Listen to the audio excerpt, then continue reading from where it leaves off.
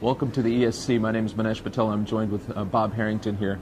Thanks for joining us, Bob. Oh, Manesh, this will be a good conversation. We're going to spend a few minutes for the American Heart and sort of give you an update from ESC and talk about what's been interesting in the interventional science updates and hotline sessions, Bob. Yeah, and try to focus on the trials that might help people understand how they take this information and use it today in their practices. Absolutely, and it's been a great session. I'd say from all the trials I've looked at, and we just sort of briefly looked at it before we came in, the three that I thought are going to immediately sort of make me think about how we practice, and maybe we'll go through them at a time. There's TASTE, the thrombosis aspiration study, PARIS. We heard about this registry about dual antiplatelet therapy. And interruptions and stopping. That's right. And then from the pure interventionalist perspective, doing STEMI care, PRAMI, the non-culprit study. I think those are three good studies. They all have interesting clinical items from them.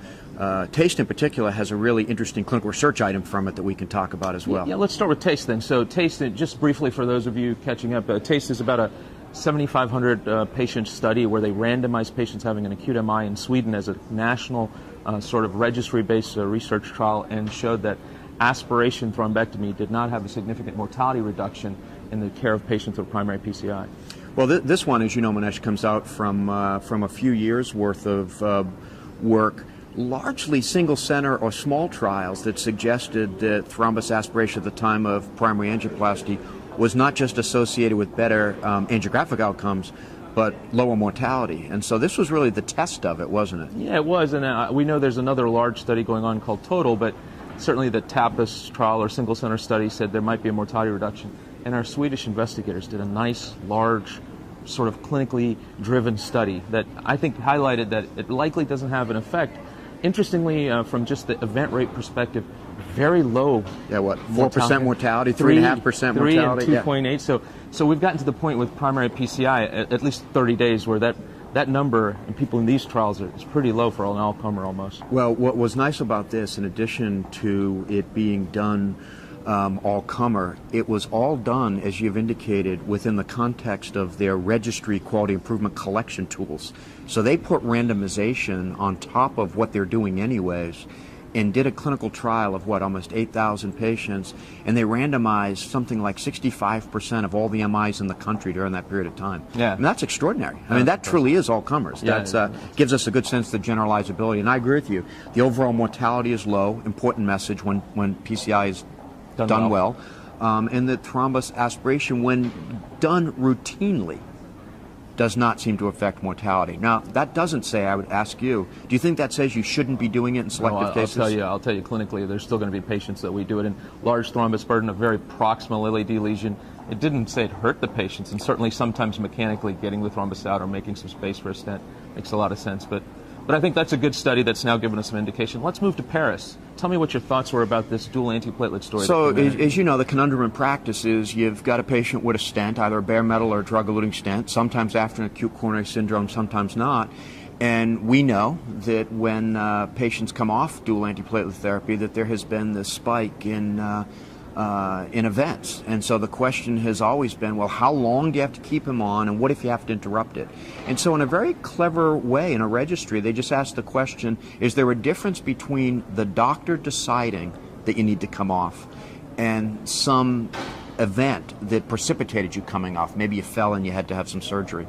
And so that was the clinical question. And what they showed, I think they showed three interesting things, one of which is that most stent thrombosis occurs while you're still on dual antiplatelet therapy. That's right. So we've not cured the problem, That's we right. still have work to do.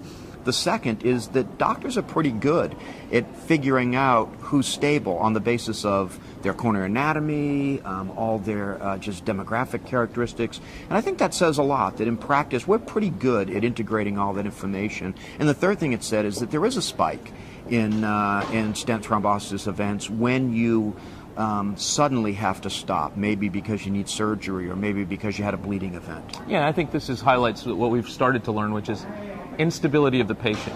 Bleeding often leads to thrombosis. Underlying mechanism probably plays a role that we don't fully understand. I'll go to our last trial, which I found also very interesting, the PRAMI study, where they about 450 patients in the United Kingdom, when they randomized them to a strategy at the time of ST elevation MI of treating the non-culprit artery or continuing medical therapy, and looked at an endpoint that was death, MI, and urgent medical revascularization required for symptoms, and showed a statistically significant reduction And driven almost by all three of those events, not just solely by the urgent revascularization. It looked like there was some an MI signal and certainly a death signal. So how do you take this sort of provocative initial study in primary ST elevation MI treating the non-culprit? Well, this is, we were talking about off camera, this is one of the, I'd call, fundamental tenets of primary angioplasty. Leave the non-culprit lesions alone, right? I mean, you and I did that in the cath lab, and you leave them alone. In fact, I think it's a guideline class 3 recommendation. Don't intervene unless they're in shock, or there's ongoing ischemia, etc. And so this really kind of turns things on its head and says, well, maybe we should do it. Now, I would say there's a couple caveats here. The first of which is it's not a big study. The second is it's within a relatively contained area, all practices within the UK.